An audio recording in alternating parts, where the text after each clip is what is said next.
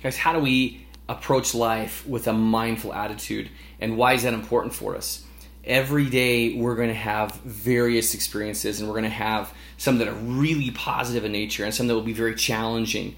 And what I've come to learn is mindfulness. And it's a struggle, it's a challenge every day to be able to exercise that principle of mindfulness. But the way that you go about it is very important, because you've got to be able to find the way that resonates with you best so that you can stay with it. But the more mindful we are throughout the day of how we're feeling, of certain situations and experiences, interaction with people, the more in tune we can be with how we're feeling. And if we're more understanding emotionally of where we are in the day, then we can manage our expectations. We can allow ourselves to feel those emotions and let them go. But we have to be mindful. And it's important to be able to learn that skill. So how can you do it? Well, the first and best thing to be able to do is to understand which emotions are common for you that you experience with today. And some of you might think, man, I don't even know what those are. I couldn't tell you what emotions I experience.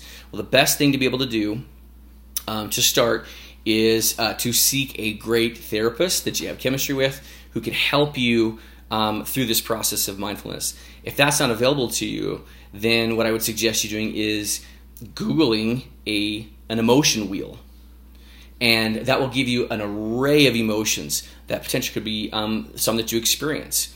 And I would start with highlighting the ones that seem familiar to you, and I would also write on the list of people that evoke these emotions, or when you're with certain people, you experience certain emotions. And once you identify those people and those emotions, or those situations and the corresponding emotions, then you can begin to look for those moments when they arise. As long as you have those emotions in your head, then you can be mindful of what you're feeling, and you can identify which emotions you have as they come on. And the reason why that's important is because if we can identify our emotions, if we can see them when they're actually taking place, then we can prevent ourselves from being hijacked in those moments by our emotions. And we can act with a calm, collected, cool demeanor.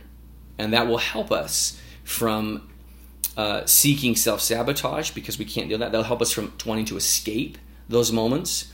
Even if it's later in the day or the next day, we can prevent ourselves from escaping from self-sabotage by facing the emotions that we experience when they come.